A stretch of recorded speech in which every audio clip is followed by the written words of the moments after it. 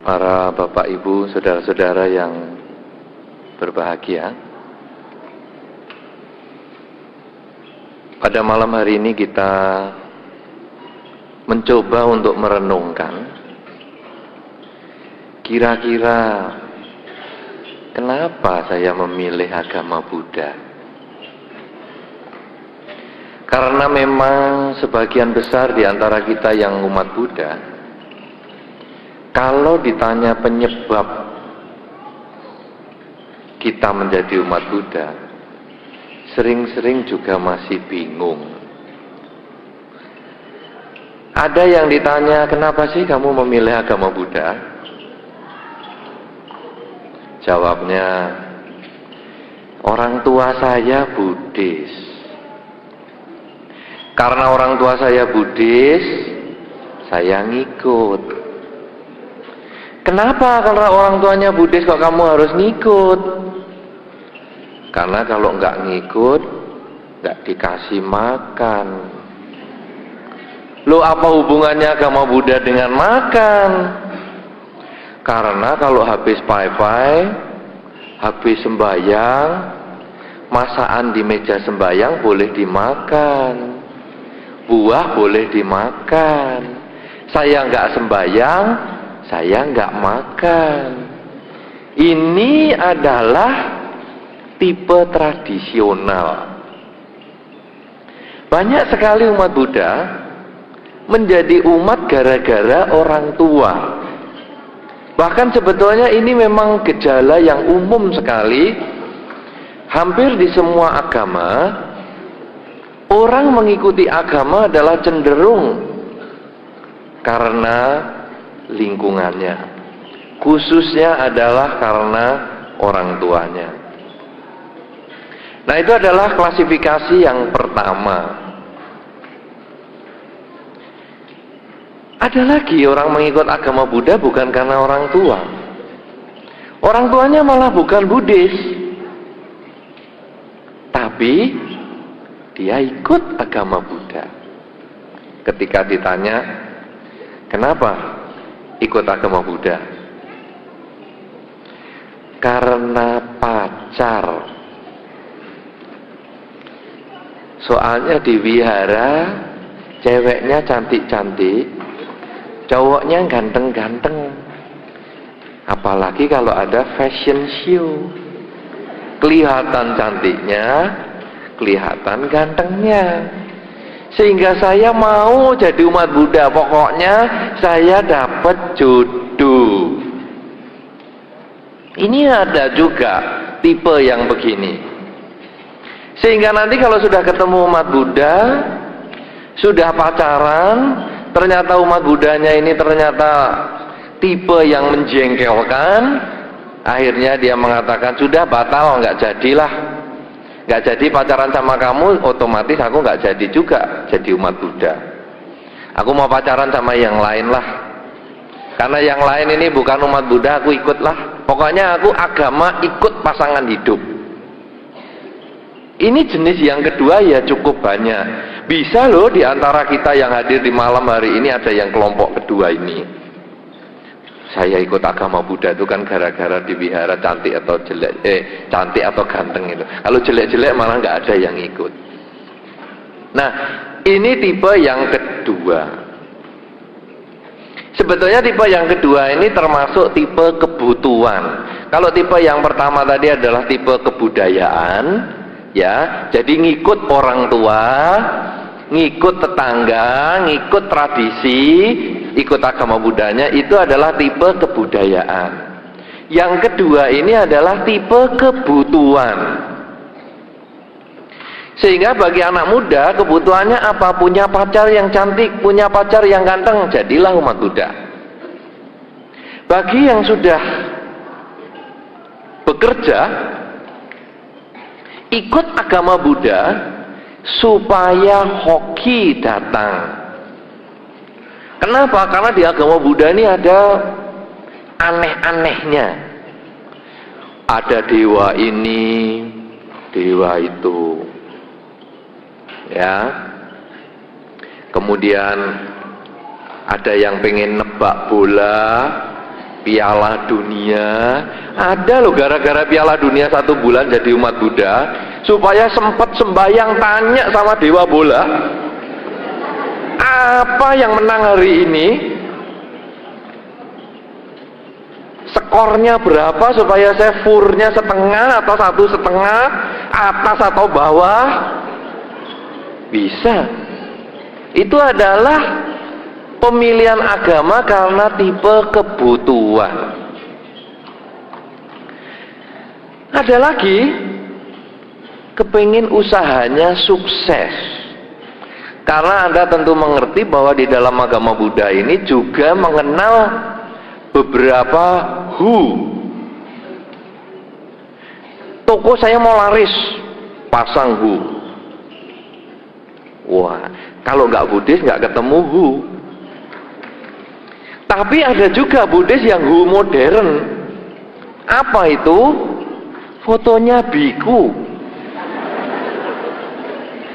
Saya pernah dan sering menemui, mau suruh ngepret rumah kan saya kepret. Sampai di toko saya lihat foto saya. Ini kok foto saya kok di sini? Ya Bante, biar laris.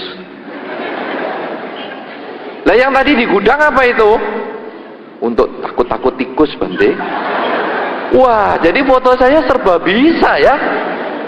Saya saja nggak laku-laku, masa fotonya ditempel di toko jadi laris tokonya. Tapi ini kejadian. Ini termasuk tipe kebutuhan yang agak modern. Jadi fotonya biku atau jimat-jimatnya biku.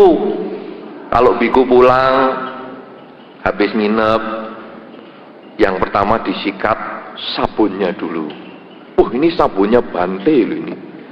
Berkah ini. Wah, dipakai sekeluarga enteng jodoh semua ini. Padahal bikunya aja nggak laku-laku katanya dipakai sekeluarga enteng jodoh. Bagaimana ini? Lalu kalau sudah itu anduknya, kadang-kadang umat, Bante, nyuci jubah di sini Bante. Loh memang kenapa? Biar sini kejatuhan berkahnya. Lu apa sih artinya jubah kotor? Kok bisa kejatuhan berkah? Iya Bante, kita kan punya kesempatan mencucikan. Ini macam-macam teori kebutuhan sih. Ya. Nah, tipe yang kebutuhan ini juga kemudian berkembang. Masuk agama Buddha bukan karena pengen jodoh, bukan karena pengen usaha sukses, kepingin sembuh dari sakit. Ada umat yang sudah sakit lama, didoain nggak bisa, apalagi spesial orang yang sakit kesurupan. Itu banyak yang jadi umat Buddha. Jadi orang yang sakit tidak sembuh-sembuh, terutama yang kesurupan, itu juga biasanya lalu memilih beragama Buddha. Kenapa demikian? Karena katanya seorang biku ini dipandang punya kelebihan. Padahal biku itu kekurangan rambut, tapi dianggap punya kelebihan. Sehingga kadang-kadang kalau saya datang aja, Bante, nanti sepak bola menang yang mana? Itu sudah pertanyaan umum sekali. Nah sekarang juga gitu, kalau datang ke rumah orang, Bante, rumah ini banyak makhluknya enggak Bante? Oh ya, saya lihat ada makhluk tampak, ini suami, istri, anaknya, ini adalah makhluk tampak. Enggak Bante, maksudnya makhluk tak tampak lah, kamu aja nggak tampak apalagi aku. Nah, tapi terus gitu, jadi kalau ada orang kesurupan, wah sudah, panggil biku, panggil apa, bacain doa, ngengong, kebetulan sembuh, kebetulan lancar semua. Lah, jadilah dia umat Buddha. Saudara-saudara, kalau pemilihan agama hanya karena dua jenis ini, jenis kebudayaan atau jenis kebutuhan, saya kira saya tidak perlu bahas pada malam hari ini, karena ini tidak ada manfaatnya. Saya justru akan mencoba membahas tentang bagaimana kita memilih agama Buddha adalah karena pengertian, bukan karena tradisi, bukan karena kebutuhan, tetapi karena pengertian yang benar. Apakah sekarang pengertian yang benar di dalam agama Buddha? Saudara-saudara, agama Buddha ini sebetulnya merupakan sesuatu agama yang cukup menarik. Sayangnya, perkembangan agama Buddha setelah keruntuhan kerajaan Majapahit dan Sriwijaya, ini perkembangannya agak kurang bagus. Ibaratnya barang bagus, tetapi bungkusnya tidak bagus. Anda kan sering belanja di toko, beli sabun atau beli minuman. Anda pernah kan belanja beli sabun atau beli minuman? Kalau bungkus sabun itu lecek, atau kalau tempat minuman ini kucel, kemudian juga lecet di sana, lecet di sini, Anda mau beli barang itu? Hah? Atau Anda, ya saya pilih sabun yang lain lah, padahal sabunnya mereknya sama, cuman yang satu bungkusnya lecek, yang satu bagus. Kan Anda nuker, aku nuker lah, padahal yang Anda tuker cuman bungkusnya. Demikian pula dengan minuman, gelasnya lecek, penyok sana penyok sini, lecet sana lecet sini, itu pun Anda akan tuker nanti. Aku mau tuker yang mulus. Nah, padahal Anda hanya menukar bungkus, bukan menukar isi. Anda beli buku, Anda beli majalah, kalau sampulnya terlipat sedikit aja, tuker dong, tuker yang bagus, yang masih mulus. Oh sudah habis, hanya satu itu, ya udahlah, terpaksa. Kan begitu kan? Betul? Apa yang Anda lakukan dalam masyarakat begitu kan? Nah, agama Buddha itu juga begitu. Seperti sabun yang wangi, seperti minuman yang menyegarkan, seperti majalah yang isinya bermanfaat, tetapi bungkusnya ini agak lecek, agak kurang menarik. Apakah bungkusnya? Bungkusnya itu adalah tradisi. Misalnya menggunakan bahasa yang sulit,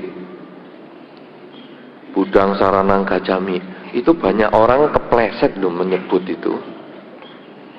Panatipata Weramani Sika Padang sama Diami. Coba bagi Anda yang baru sekali mendengarkan, apa itu, apa itu, apa itu. Yang sudah berkali-kali mendengarkan saja bisa selip, bisa kepleset.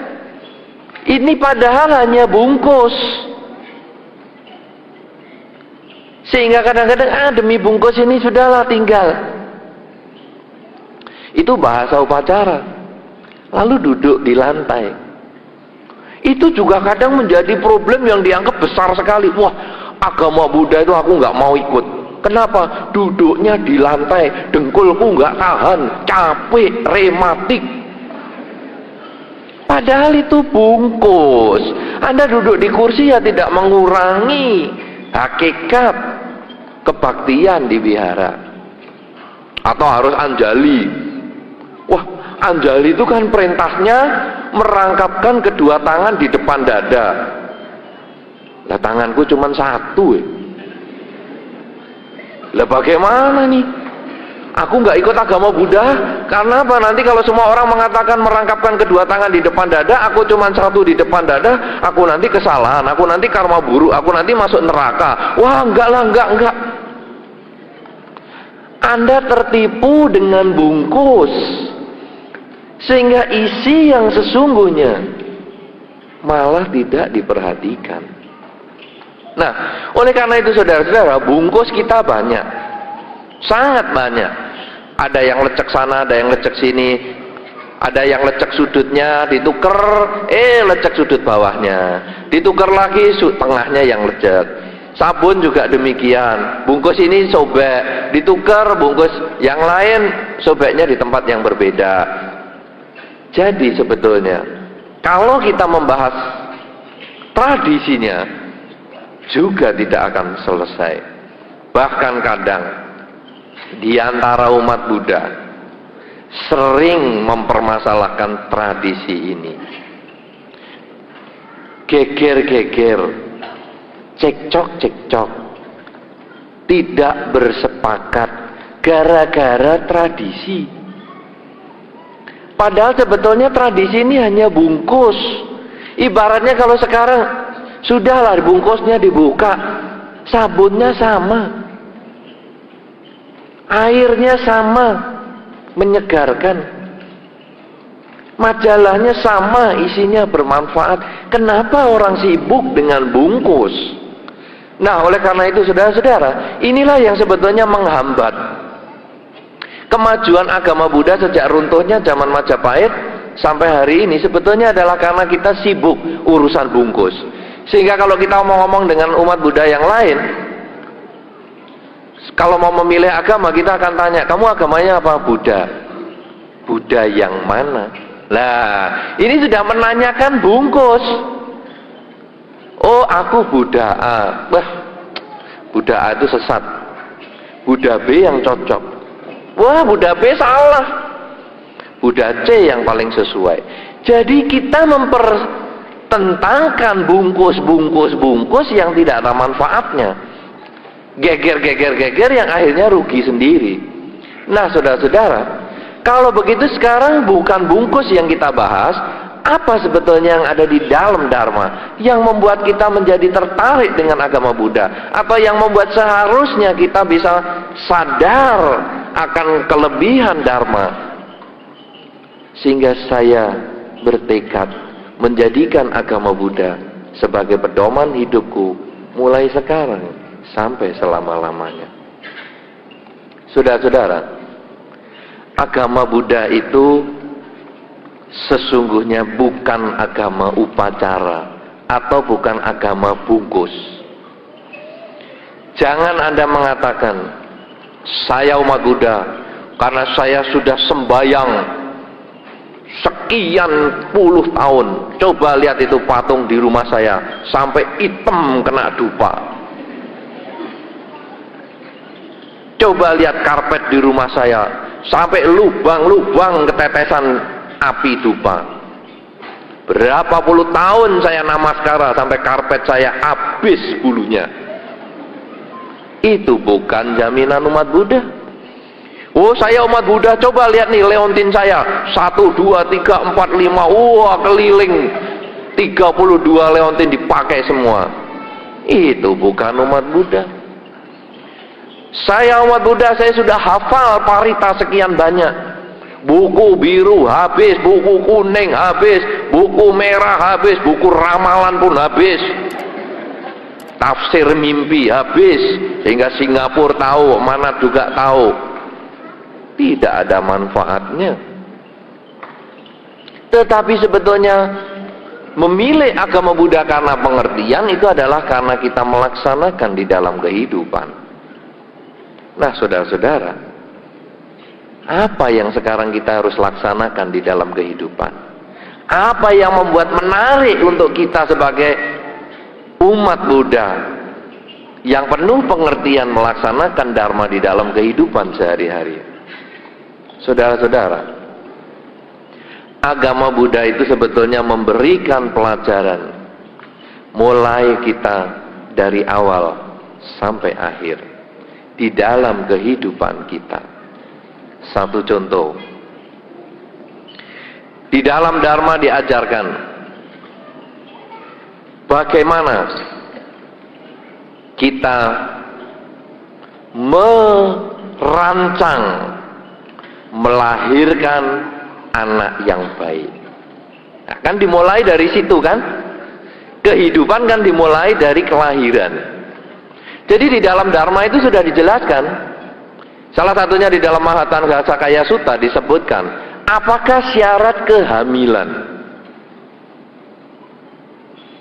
Kehamilan itu ada 3 kondisi. Syarat yang pertama, di dalam Dharma disebutkan sel ibu matang. Atau katakanlah dalam bahasa sekarang, sel telur, ovum matang, masa subur. Yang kedua, syarat kehamilan adalah ketika sel bapak datang. Atau dalam bahasa yang sederhana, sperma ada di situ. Yang ketiga disebut pati sandi winyana atau kesadaran penerus ada di dalam pertemuan sel telur dan sperma tersebut. Nah, jadi ada 3 kondisi. Jadi dari sini kita bisa melihat, oh, orang hamil ini ada 3 kondisi. Dari mana pati sandi winyana atau kesadaran penerus? Sebetulnya ini adalah dari makhluk yang meninggal, kemudian kesadaran penerusnya datang. Pada saat sel telur dan sperma kondisinya sesuai, maka pati sandi datang. Hal inilah sebetulnya yang menjelaskan kenapa ada orang merit sudah sekian tahun, diperiksa dokter, semuanya sehat, pria dan wanitanya sehat, kok nggak hamil-hamil.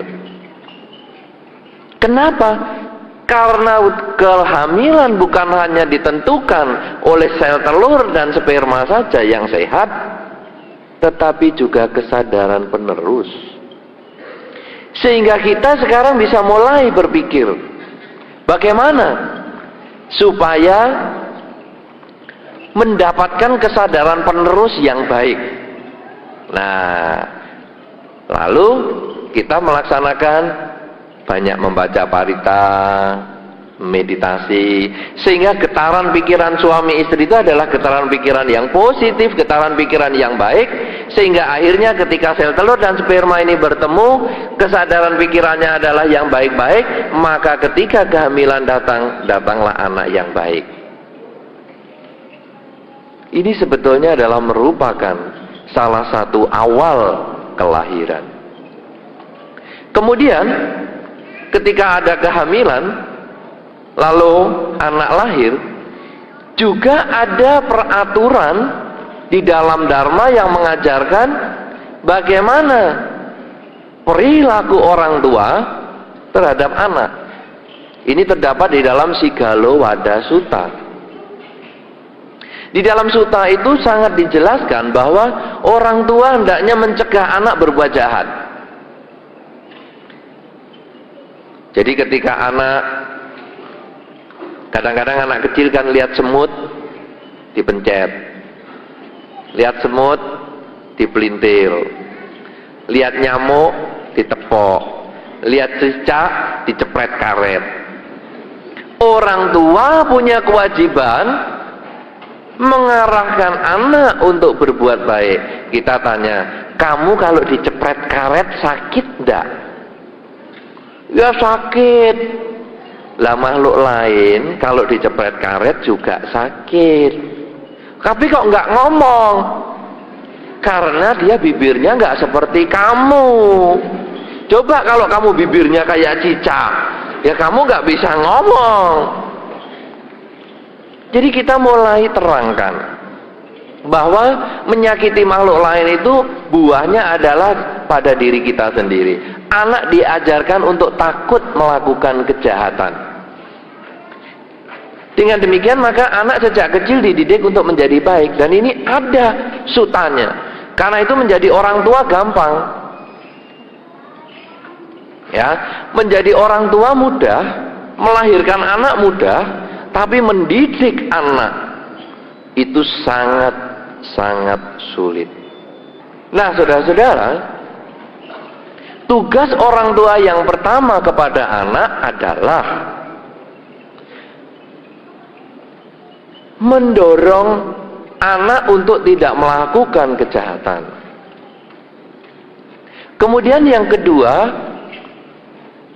mendukung anak supaya anak melakukan kebaikan. Jadi kalau tadi yang mencet semut dilarang, jepret, cecak dilarang, tapi melepas makhluk fungsen boleh diminta, boleh disuruh. Jadi ini nak, hari ini aku belikan burung 50 ekor, ayo kamu lepaskan. Lah anak umur 2 tahun disuruh belajar melepaskan makhluk, difungsen. Ini belajar untuk dia menjadi orang yang baik. Dikasih buah 1, lalu ngomong kepada anaknya, nak, kamu bagi ya buah ini dengan kakakmu atau bagi dengan adikmu. Ini mendorong anak untuk berbuat baik. Nah, itu masih banyak lagi yang lain. Sehingga pendidikan orang tua kepada anak ini bisa maksimal kalau kita bisa mengikuti beberapa pelajaran Sang Buddha tersebut. Kemudian sebaliknya, anak kepada orang tua juga punya kewajiban. Misalnya membantu orang tua.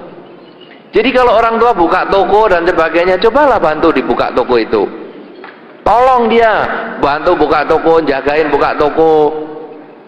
Kalau malam orang tua capek, pegel, anak boleh bantu mijitin. Dan jangan narik uang. Ini kalau aku pijitin setengah jam 1.000 ya. Bukan demikian. Tetapi saya bantu karena orang tua sudah baik kepada saya. Nah ini diajarkan. Tapi kalau anak belum punya kesadaran, orang tua lah yang mendidik. Ayo, saya capek pijitin. Nah, walah, papa ini gayanya capek-capek. Kamu tak kasih kesempatan berbuat baik loh, pijitin. Nah, membantu orang tua ini salah satu kewajiban anak. Tapi orang tua tidak buka toko. Orang tua tidak mau dipijitin, karena kalau dipijitin geli semua. Apa yang bisa dikerjakan? Anda sekolah dengan baik, Anda bisa melewati ulangan-ulangan dengan nilainya yang bagus, membuat orang tua tidak stres, tidak terlibat perkelahian massal, tidak terjebak di dalam narkoba. Sebetulnya Anda sudah termasuk membantu orang tua, sehingga orang tua bekerja untuk mencari uang sekolah Anda dan tidak dipusingkan dengan perilaku Anda yang tawuran massal, narkoba, dan lain sebagainya. Ini adalah merupakan beberapa tugas. Itu masih banyak yang lain yang ada di dalam Sigallowada Sutta, yang kalau saya bahas pada malam hari ini akan bisa sangat panjang sekali. Yang jelas pokoknya anak ini tadi mulai lahir sudah diproses, kemudian mulai dewasa diproses. Lalu anak belajar karena sekolah. Apakah agama Buddha bisa memberikan kontribusi, bantuan kepada anak yang sekolah? Bisa. Kenapa demikian? Karena Sang Buddha sendiri telah menyatakan di dalam Dharma, seseorang yang hidup tidak belajar itu seperti sapi. Apakah sapi tiap tahun umurnya tambah, tiap tahun dagingnya tambah, tapi otaknya tetap, ya kan? Coba bertahun-tahun Anda lihat sapi, tidak ada yang bangun rumah bertingkat. Wah, saya sudah nggak mau makan rumput nih, aku mau makan hamburger. Sudah tidak ada sapi yang begitu berpikirnya. Kenapa demikian? Karena sapi bertambah umur, bertambah daging, tapi tidak bertambah kebijaksanaan. Dan di dalam Dhamma ini disebut seperti orang yang tidak belajar. Berarti agama Buddha sebetulnya mendorong seseorang untuk belajar. Nah, lalu apa yang bisa digunakan untuk belajar? Salah satunya adalah bermeditasi. Dengan Anda sering melatih meditasi, sebetulnya Anda berkonsentrasi, menyadari bahwa hidup saat ini. Kenapa demikian? Karena kesadaran bahwa saya punya kenangan-kenangan yang lampau ataupun rencana-rencana yang akan datang, itu sebetulnya yang membuat kita stres, membuat sulit berkonsentrasi.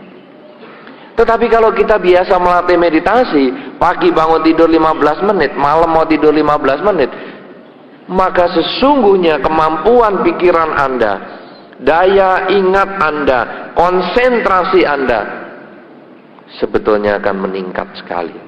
Anda boleh buktikan. Bagi Anda yang kebanyakan pelajar, coba praktekkan meditasi 2 atau 3 bulan saja. Dalam 2 atau 3 bulan ke depan, Anda bisa kaget bahwa begitu Anda membuka buku, Anda cepat sekali mengerti isi buku yang Anda baca itu. Kemudian besok ulangan, Anda langsung siap maju tanpa harus menyiapkan kertas kecil-kecil yang disembunyikan di lipetan baju, tangan ditulis-tulis sehingga tangannya seperti kamus. Sudah tidak ada lagi. Kenapa? Karena kemampuan daya pikir Anda sudah meningkat. Tidak dibutuhkan lagi seperti itu. Nah, kemudian Anda sebagai pelajar mulai dewasa, lalu pengen pacaran. Apakah ada agama Buddha tentang pacaran? Ada. Kenapa kok ada? Lah, umat Buddha kan bukan harus jadi biku semua. Nah, apa sekarang resepnya pacaran? Nah, itu juga ada di salah satu sutta, bahwa sebetulnya kalau kita mau akrab dengan seseorang, kita bukan mengharapkan orang memperhatikan kita dulu, tetapi kita harus memperhatikan dia dulu. Di dalam dunia ini kan menanam padi baru panen padi. Jangan minta panen baru tanam. Perhatikanlah aku, cintailah aku, nanti engkau pasti ku cintai juga. Modal dong, harus modalnya dikeluarin dulu. Aku mencintai kamu dulu. Karena dicintai dia lari, cintai lari, cintai lari, cintai seruduk terus, kena juga. Loh, bagaimana caranya? Nah, nomor 1, saudara, disebutkan di dalam Dhamma, untuk kita bisa mempunyai keakraban dengan seseorang, nomor 1 adalah kerelaan. Rela itu bisa berarti materi, bisa berarti bukan materi. Kalau Anda mengajak calon Anda makan di restoran, lalu tiap kali makan Anda hanya ngomong, kamu dulu yang bayarin ya, nanti aku bulan depan. Ini sudah bulan depan. Bulan lalu kan kamu juga ngomong gitu, maksudku bulan depan ini loh, kamu bulan ini tetap bayar. Lah itu sudah 3 bulan kan kamu katakan begitu. Kalau kamu akan bayar bulan depan, iya itu maksudnya bulan yang akan datang ini loh. Selalu bulan yang akan datang, selalu bulan yang akan datang. Lah kapan datangnya? 20 tahun pacaran begitu, rugi besar. Kenapa? Karena kita tidak mau berdana. Berdana yang bersifat materi. Ulang tahun lupa. Telepon juga enggak. Ketika ditanya, loh, kamu ulang tahunku ingat? Ingat. Loh, kenapa kau enggak telepon?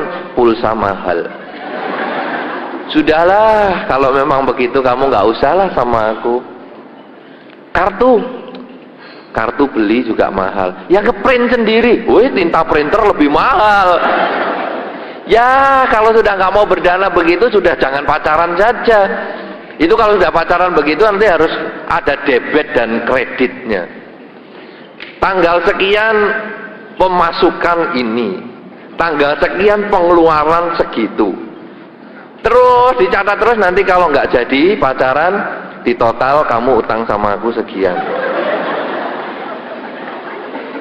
Kalau sudah suami istri juga ada di total, aku dulu investasi untuk dapat kamu sekian loh. Ini sudah nggak usah dilanjutin kalau pacaran model gini. Nah, jadi dengan berdana seperti itu sebetulnya kita memberi perhatian. Tetapi bukan hanya materi, juga bisa yang bukan materi. Contohnya, ayo kita berangkat mendengarkan dhamma. Aku boncengin ya. Loh, aku ngebut ya. Aku lewat jalan yang agak rusak. Nah, jadi sabuk pengaman harus dipasang. Nah, kalau Anda tidak berdana non materi, dalam arti Anda mau memperhatikan, kapan dapat sabuk pengaman yang bisa bikin geli-geli? Ini tentu adalah butuh perhatian. Selain itu juga, selain berdana dalam arti materi, berdana dalam arti perhatian, ikut bantu kalau mau bawakan apa juga kita bantu bawakan, juga omongan yang manis. Wah, hari ini waktu kamu mau tampil dalam pertemuan beginian, kelihatannya kamu rapi sekali ya. Lain loh penampilannya. Nah, dengan kata-kata yang manis seperti ini juga menjalin orang itu senang berhubungan dengan kita. Bahkan bukan hanya lawan jenis yang bisa kita dekati kalau dengan cara seperti ini. Teman sejenis pun bisa.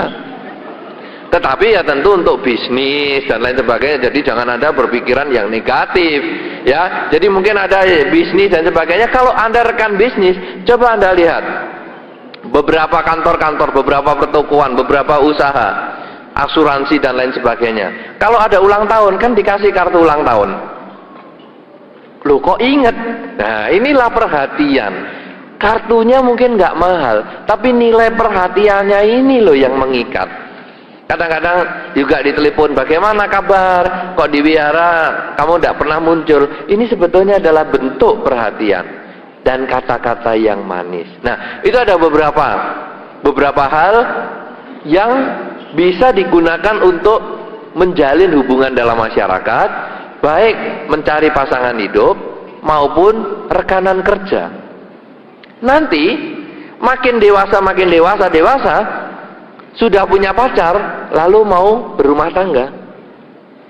Nah, kalau sudah berumah tangga, di dalam Sigallowada Sutta kembali disebutkan di situ tugas dan kewajiban suami serta istri. Hak dan kewajiban suami istri. Apakah kewajiban suami yang pertama? Bukan memberi uang istri, karena itu kewajiban yang terakhir. Bukan memberi perhiasan kepada istri, itu juga kewajiban yang terakhir. Yang pertama yang harus dikerjakan oleh seorang suami kepada istri adalah memuji istri. Para bapak-bapak yang sudah married, sudah sering belum memuji nyonyanya, memuji istrinya? Sudah sering belum? Karena laki-laki itu kalau jelek diomong, kalau baik diem-diem. Masakan enak diem, masakan asin rewel. Apa nih makanan kok asinnya kayak gini? Lo yang enak seminggu itu nggak diomong. Istri make upnya bagus terus diem. Hari ini lipstiknya kena gigi, pakai lipstik kok sampai gigi. Jadi yang jelek yang direwelin. Padahal seorang wanita lain. Jelek boleh dikritik, tapi baik juga harus dipuji. Buktinya apa? Istri sudah masak, nanti juga tanya, bagaimana Pak? Enak nggak masakan hari ini? Loh, suami mestinya tanggap, enak ini. Apalagi kalau garamnya kamu kurangi dikit. Oh enak. Itu istri sudah lega, ya Pak, besok aku kurangi dikit. Lega sudah. Anda katakan enak, garamnya kurangi dikit, lega. Jangan enak apanya garamnya banyak kayak gini. Besok makan luar aja kamu. Memangnya di sini kiranya restoran. Memuji. Waktu pacaran Anda suka memuji, aduh cantiknya kamu, Cantik apa wong aku jerawatan. Loh, langit tanpa bintang ibarat gedung manunggal tanpa lampu. Jadi jerawatmu, waduh, sebetulnya justru itu yang membuat aku tertarik. Tapi satu aja, banyak-banyak aku juga ngeri. Ini sebetulnya memuji istri sendiri, kan nggak apa-apa daripada memuji istrinya orang. Nah, oleh karena itu saudara-saudara, wanita itu memang membutuhkan demikian. Mungkin ibu-ibu pengalaman demikian, ya ibu-ibu begitu nggak? Pak, aku ini masih cantik nggak sih sebetulnya? Loh, itu sebetulnya dia mengharapkan jawaban. Aku tuh nggak butuh cantik. Aku senang sama kamu tuh bukan karena cantik, karena cantik itu terbatas usia. Masa kamu sudah nenek-nenek masih ngomong cantik? Enggak. Bukan kecantikan yang aku inginkan, tanggung jawabmu itu loh. Kamu tuh kalau sama suami, sama anak, waduh, kamu tuh penuh tanggung jawab. Ini loh yang membuat aku tuh sangat mencintaimu. Dengan begitu, aduh, istri ini bisa langsung pingsan loh. Ya tapi nggak sampai masuk gawat darurat. Cuma ya pingsan, aduh, enaknya ini angin surga apa? Ini suamiku kok bisa ngomong begitu. Tapi ini sebetulnya adalah kewajiban suami dan menjadi hak istri. Jadi kalau istri-istri belum mendapatkan pujian, berarti Anda belum mendapatkan hak Anda secara agama Buddha. Bapak-bapak yang belum pernah memuji istrinya, berarti Anda belum melaksanakan tugas Anda, kewajiban Anda kepada istri Anda. Lalu bagaimana tugas istri? Saya ceritakan salah satu aja tugas istri. Menjaga harta suami. Loh, apakah menjaga itu dulu dikasih gelang satu atau tetap satu? Bisa demikian. Dulu dikasih gelang satu bisa jadi dua, itu juga bisa.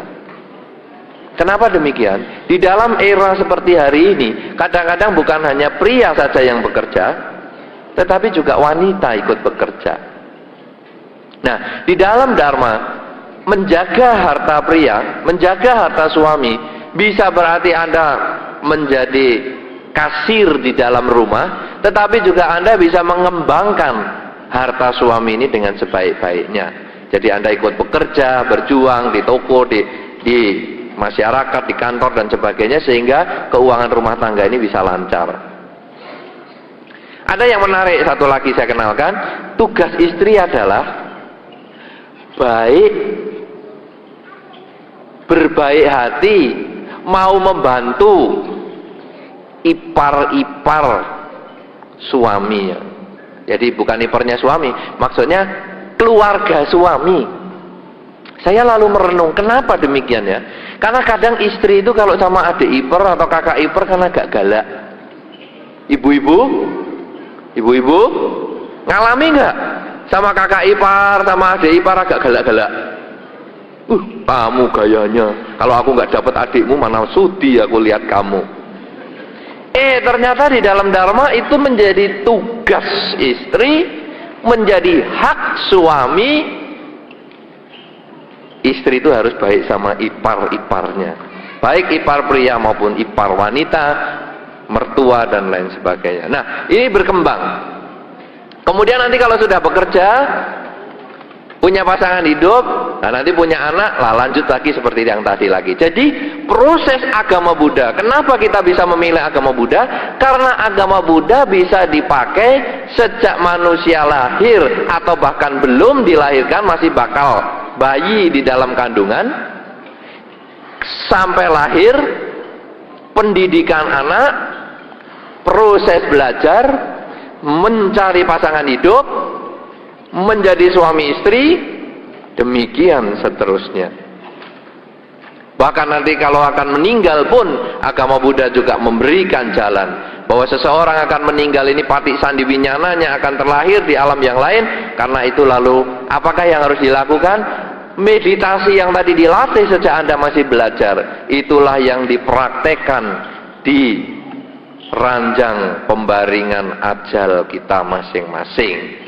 Jadi karena sudah menjadi kebiasaan sejak muda bermeditasi, maka pada saat akan meninggal bermeditasi, nah masuklah tahap yang berikutnya. Bukan hanya agama Buddha ini bisa digunakan di dalam kehidupan ini untuk mencapai kebahagiaan dari berbagai segi, juga setelah meninggal. Karena kemampuan meditasi yang kita latih sejak remaja itu sudah kita praktekkan terus, maka ketika meninggal kita bisa mengarahkan kita mau lahir di mana. Di dalam Dharma telah dikenal bahwa setelah kehidupan ini ada 26 alam surga. Makin lama Anda berbuat baik, makin banyak perbuatan baik yang Anda kerjakan, makin tinggi nilai kebajikan yang Anda miliki, maka semakin tinggi pula surga yang Anda dapatkan, semakin lama pula Anda tinggal di surga tersebut. Ibaratnya kalau Anda membeli minuman 1 gelas ini, kalau Anda punya uang 500 rupiah, Anda mendapatkan minuman ini 1 gelas. Ketika Anda membayar 1.000 rupiah, maka akan Anda dapatkan 2 gelas. Ketika Anda membayar 5.000 rupiah, Anda mendapatkan 10 gelas. Makin banyak uang yang Anda bayarkan, makin banyak barang yang Anda dapatkan. Demikian pula alam setelah kematian. Makin banyak karma baik yang Anda miliki di dalam kehidupan ini, karena sejak kecil selalu dididik ayahnya untuk melakukan kebajikan, menghindari kejahatan sesuai dengan Sigalowada Sutta. Demikian pula ibunya selalu mendorong anaknya supaya selalu berbuat baik, selalu ke wihara, selalu membaca parita, selalu function, melepas makhluk dan sebagainya. Maka ketika meninggal dunia di usia yang sudah lanjut, kebajikan kita ini andai kata tadi seperti uang 5.000 yang bisa dipakai membeli minuman 10 gelas. Tetapi kadang ada orang yang karena mungkin tertarik agama Buddha karena pacarnya, sehingga sudah setengah umur baru melakukan kebaikan karena didorong oleh pacarnya, suruh ke wihara, suruh mendengar dharma, suruh praktek ajaran Sang Buddha, suruh melepas makhluk dan lain sebagainya, suruh bermeditasi setengah umur sampai mati. Seperti orang yang punya uang 2.000 rupiah sehingga dia hanya dapat 4 gelas. Ada lagi yang orang karena agama Buddha kebutuhan, sudah sakit berat, baru ikut agama Buddha. Ya, waktu meninggal, Buddhang saranang gacami, jamang saranang gacami, sanggang saranang gacami, padahal seluruh hidupnya jahat. Itu seperti orang punya uang 500 rupiah. Ya lahir di surga, surga yang paling rendah-rendah saja. Kenapa? Karena kebajikan dia, karena keyakinannya dia lahir di surga yang paling rendah. Oleh karena itu, makin banyak kebajikan yang kita lakukan, makin lama kebajikan kita kerjakan, sesungguhnya kita mendapatkan surga yang lebih banyak lagi. Oleh karena itu, saudara-saudara, selain hidup di dunia bahagia, sebetulnya seorang umat Buddha memilih ajaran Sang Buddha, memilih agama Buddha sebagai agama adalah karena mati surganya banyak. Coba surga banyak, apa untungnya? Kita boleh milih dan gampang masuk.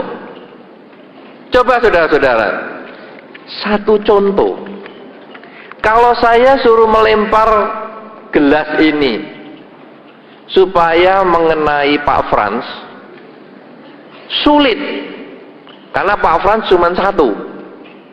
Saya lempar belum tentu kena.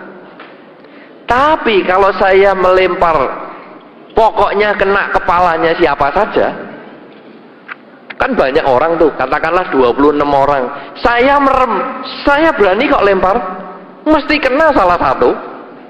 Kenapa? Banyak jumlahnya. Iya kan? Nah, agama Buddha juga begitu. Karena pilihan surga itu bukan hanya satu, pilihan surga itu 6, maka sesuai dengan kebaikan Anda akan mencapai surga yang lebih tinggi, yang lebih tinggi, yang lebih tinggi. Sehingga hidup di dunia bahagia, mati tersedia 26 surga. Apalagi saudara yang lebih hebat lagi dari agama Buddha sehingga kita perlu memilih agama Buddha, bahwa agama Buddha tujuan akhir mencapai nibbana ini sesungguhnya bisa dicapai ketika manusia masih hidup.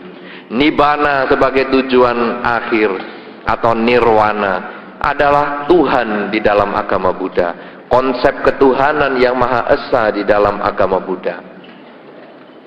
Tuhan di dalam agama Buddha bukan dicapai ketika manusia sudah meninggal, karena itu sulit dibuktikan. Karena semua orang yang meninggal tidak pernah kembali dan laporan ketemu dengan Tuhannya. Ada yang pernah laporan? Tidak ada. Tetapi Tuhan di dalam agama Buddha yang disebut nirwana atau nibbana sebetulnya bisa dicapai ketika manusia masih hidup. Pangeran Siddhartha setelah 6 tahun bermeditasi mencapai kesucian, sebetulnya mencapai pengertian tertinggi tentang konsep ketuhanan di dalam agama Buddha. Para murid Sang Buddha yang kemudian melatih diri dan mencapai kesucian, sebetulnya mereka pun juga mengerti konsep ketuhanan di dalam kehidupan ini juga. Oleh karena itu saudara-saudara, konsep ketuhanan yang Maha Esa di dalam agama Buddha bisa dicapai dalam kehidupan ini, bisa kita buktikan dengan jalan mulia berunsur 8. Oleh karena itu Dharma ajaran Sang Buddha ini mengundang untuk dibuktikan, bukan hanya dipercaya, tetapi mengundang untuk dibuktikan. Sehingga akhirnya ketika kita sebagai umat Buddha bukan hanya sembahyang mengikuti tradisi, kita sebagai umat Buddha bukan hanya menjalani ajaran Sang Buddha karena kebutuhan, tetapi karena kita mengerti bahwa pencapaian konsep ketuhanan yang Maha Esa bisa dicapai di dalam kehidupan ini juga. Oleh karena itu saudara-saudara, inilah yang sesungguhnya menjadi pilihan kita sebagai seorang umat Buddha.